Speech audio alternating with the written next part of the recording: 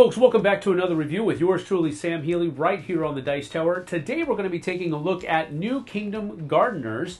This is not a new game, but it's new to me, so I wanted to cover it. It's by New Kingdom Gaming. Jack Dunbar is the designer. Let's get down to the table and take a look. Let's see what we can see.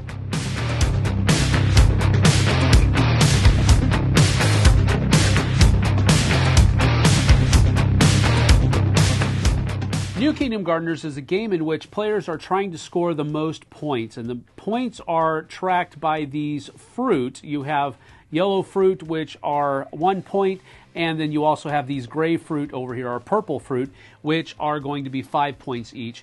And basically, everybody's going to be taking their turn in order, counterclockwise order, and they are going to be carrying out things until the Master Gardener returns. The Master Gardener is a card that is in the deck, but it's stacked in the last 10 cards of the deck. So the game is going to continue until the Master Gardener shows up. When that shows up, everybody gets one final turn, and then points are scored. Whoever has the most points is the winner.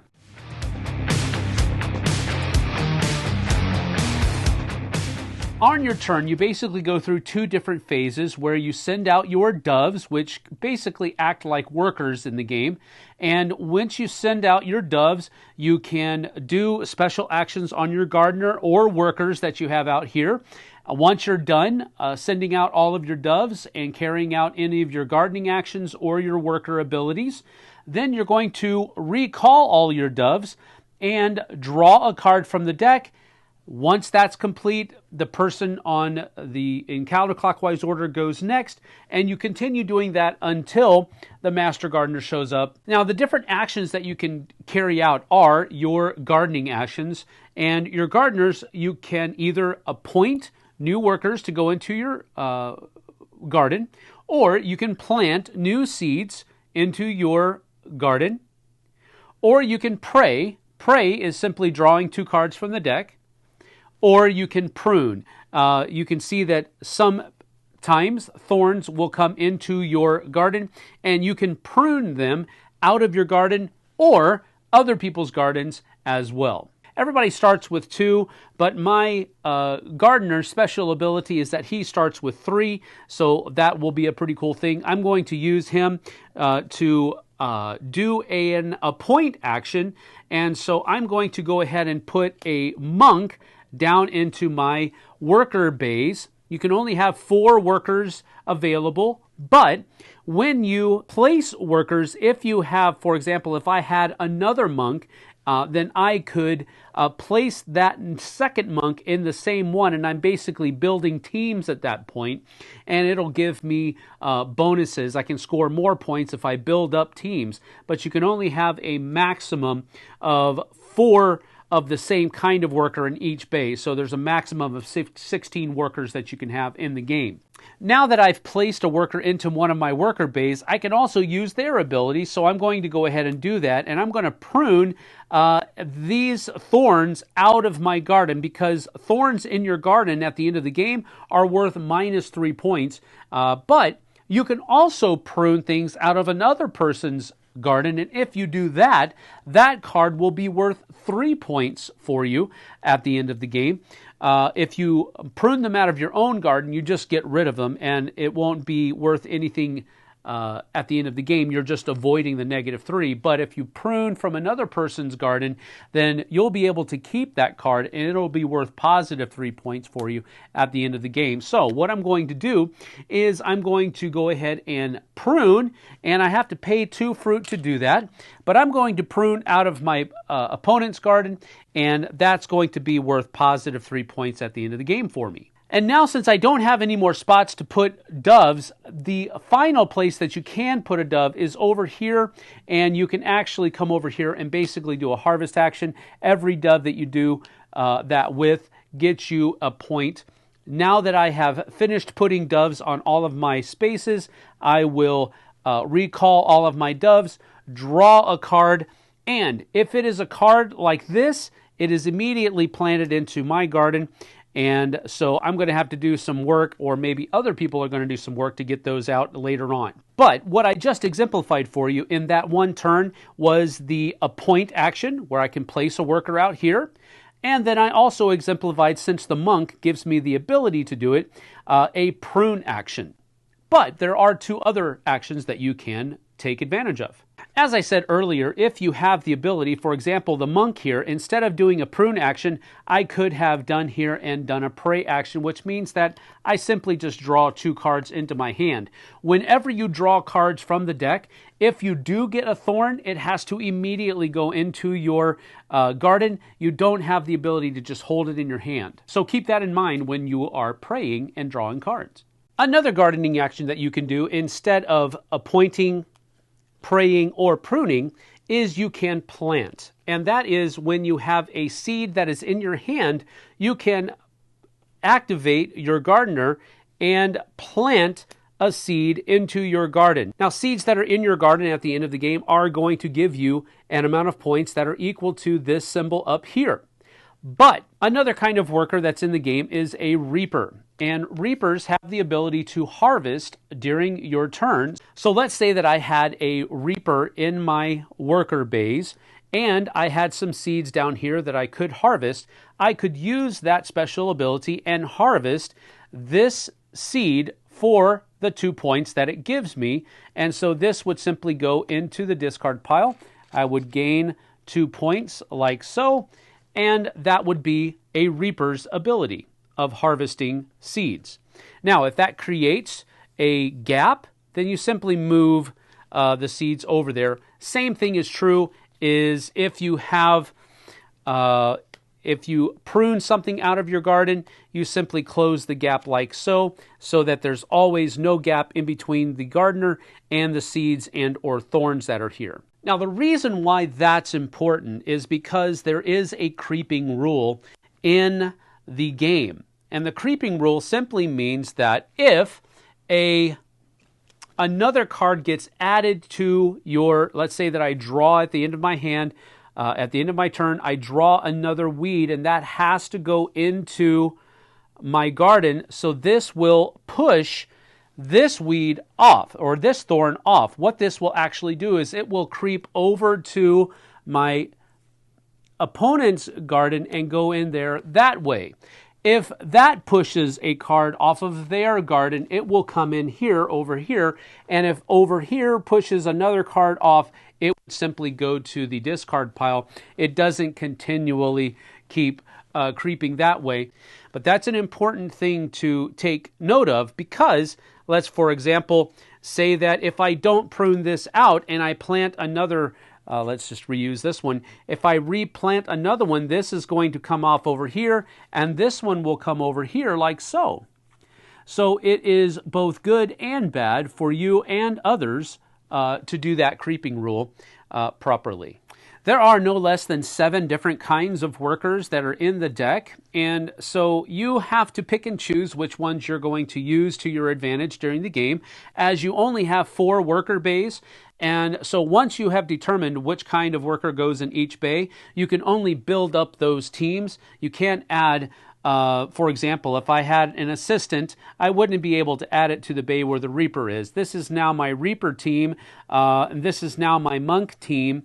And if I were to put something else out, for example, a Fisher and or a Manager, then this would be my Fisher team and this would be my Manager team. Each one of those bays can have up to 4 copies of that kind of worker in it, and each of those workers can be activated during your turn. So if I had 2 Fishers here, I could go and send 1 dove there and search the discard pile for 1 card to hold, plant, or appoint. And then I could, if I had a second one there, I could send another dove to do it again. So that is one of the benefits of adding these workers into teams, because it gives you that ability multiple times on a turn. But in addition to that, you also have an ability to where if you add a second Fisher or Manager or Reaper or Monk or whatever it is that you have here, you'll get a bonus of 2 fruit when you add to your team. If you add a third, you get 3 fruit, or you get another dove, which acts as an action, an additional action. And if you add a fourth worker to your team, then you can get 4 fruit or 1 dove.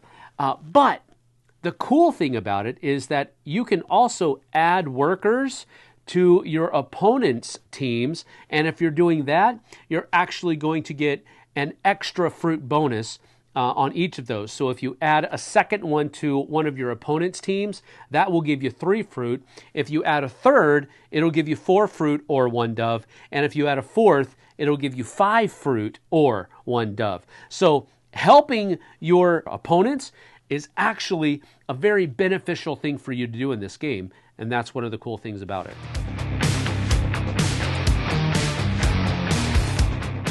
So that, in a very basic way, is how you play New Kingdom Gardeners. Now, I have to say right off the bat that I've been able to meet the designer Jack Dunbar, and he's also the owner of New Kingdom Gaming. He's a great guy, and we got to spend a lot of time with him at Comic-Con a couple weeks ago, and he's actually been to one of our game nights as well over at Steamers West. So we've had the opportunity to actually meet and spend some time with him. He's a great guy. So I wanted to say that right off the bat. I think this is a game that came from good people, if I can put it that way. So there is that. I do want to kind of spread that kind of love. I also want to say that I do enjoy tableau builders, which is basically what this is. You're pretty much putting those workers into your garden, which is your tableau, and you're putting those seeds and thorns into your tableau, and you're kind of not really building them. I guess with the workers you are building it, but with the garden it's kind of a creep. That creeping system really kind of works well as far as keeping that garden fresh, and it allows you in a couple of different ways to manipulate the game's circumstances and other people's gardens, and you can kind of push things off of your garden into their garden, and then that will push things into yours. I like that. I thought that was a really cool thing. But as far as a tableau builder, kind of, sort of, hold your tongue right, squint your eye a little bit, I really did think that it was a neat game with some fresh mechanisms in there. So let's go ahead and get to my pros and cons.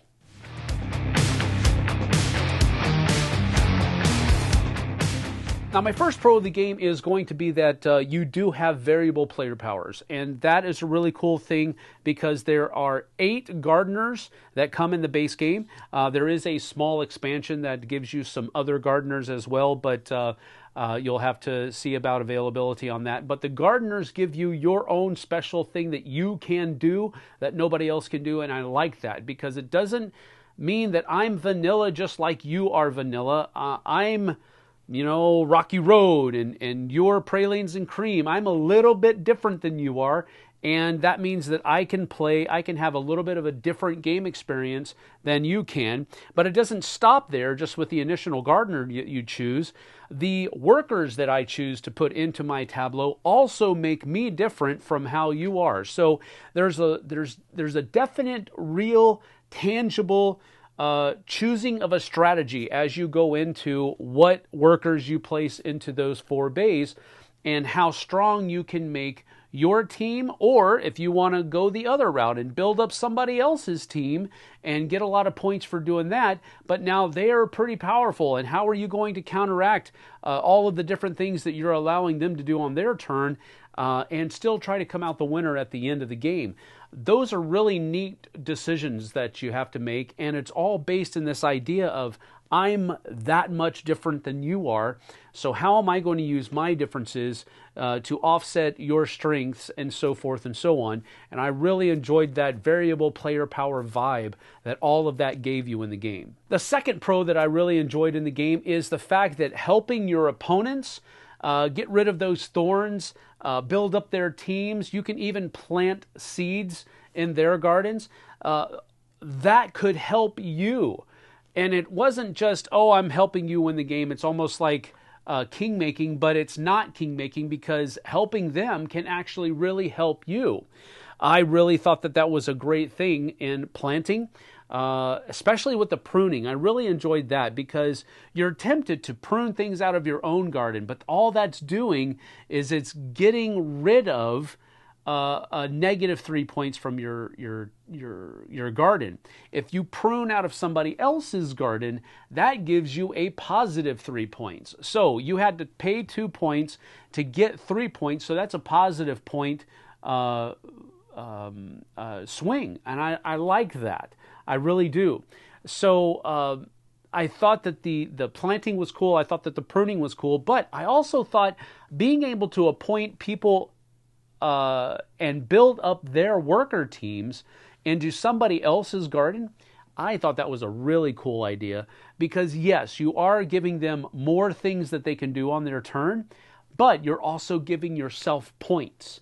So you can make a lot of points just building up other people's teams. Now, you don't want to do that to the negligence of anything else and working up and building up your own teams, but it's a really great thing for you to do to gain a few extra bonus points on your turn by appointing people to go work on other people's gardeners' teams. I really thought that was a cool idea. So helping other people actually helps you out in the long run as well, and I like that. A third pro for the game is that it was a very short game as far as playtime was concerned, but it was also a very satisfying playtime as well. It wasn't just short, oh, okay, boom, boom, boom, got it, we're done. No, it was very satisfying. I liked how after we played the game, we actually kind of sat around and said, how could I have done this better? How could you have maybe have done that better? And, oh, it was really cool when you did this, and there was a lot of that kind of discussion going on with the games that we played. And I thought that was a very cool thing in that it was such a short game, but it still evoked that kind of thought process after the game. What could I have done differently? What could I have done better? And that kind of thing. I like that because that tells me that there is a little bit more going on that actually meets the eye. And I love it when games have that. My fourth pro was something that we already kind of mentioned earlier, but it was that creeping mechanism. And I liked how it at first thought, well, wow, that kind of stinks that I'm going to have thorns being pushed into my garden from neighboring gardens. How is that? Well, wait a minute, that's actually thematic. But on top of that, it's also a mechanism that can be used, or rather manipulated, if you want to use that word, to your benefit, because sometimes you can plant things in other people's gardens that are going to push good cards into your garden. And I liked that little twist as well. It also kept the pruning action an interesting and viable action, because you are going to have those thorns pushed off into your garden. That's going to happen. But if you prune things out of other people's gardens, that'll possibly be pushing good cards at a later point, of course, good cards into your garden rather than those thorn cards. So that's kind of a double bonus, because you're getting the 3 points from pruning out of somebody else's garden, but you're also possibly getting a really nice juicy seed in your garden as it's being pushed in. So I like that mechanism, that creeping mechanism, that at first I thought was just going to be a bad thing, but it turns out you can actually use it for your own good as well. So that was a cool thing. And my fifth pro for the game is that it is a very simple game with simple mechanisms, but it teaches a pretty cool, wholesome moral in helping other people actually helps you too. And I like that. I like it when games kind of teach you something without being, overbearingly, you will learn what we want you to learn. I don't like it when games do that. But in games like this, where it kind of teaches you something without really you realizing that it's teaching you something, I love it when games do that. Whether it's about history or some type of moralistic quality like this one's doing, I really enjoy games that do that. They aren't overbearing. They aren't heavy-handed on how they're trying to educate people on certain things. But this is definitely one of those morals that I think most of us could maybe do better at in our lives. Helping other people is a good thing. And this is one of the games where helping other people is actually a good thing. It doesn't hurt you because they're going to score more points. Well, yeah, they might score more points, but you're scoring more points by helping them. And I like that kind of stuff. As far as cons are concerned, I did have 2 of them. The card quality on the cards is not that great, but I want to take that with a grain of salt, because this is a smaller publisher, And, you know, they were definitely working on a probably understandably and significantly smaller budget than most of your other companies are probably going to be working with. So the card quality was a little bit not as good as I've seen in other places. So I wanted to basically keep my integrity intact and mention that, because I don't want to just give them an easy pass. But I do also want to say on the same page there that, well, they're working with a smaller budget. They're a smaller company, so I'm going to give them half of a pass, but I still had to mention it. And the second con that I was going to mention is that the solo mode, while it was fun, and I did enjoy it, it was a little bit more fiddly than I wanted it to be, because you had to, you know, move those cards around. You had to move them in both of them and that kind of stuff. So the solo mode, as I was using it, was a little bit more fiddly than I wanted it to be. But like I said earlier, I still enjoyed it. It just was like, I wish it couldn't there have been of some other kind of streamlined process to keep my garden moving and their garden moving. They do have a point tracker so that you don't have to fiddle with all of these things as they're gaining points during their turns. So there is that, but the con here is that the solo mode was just a little bit more fiddly than I wanted it to be. But really, both of those cons are small in comparison to all of the pros that I had in the game.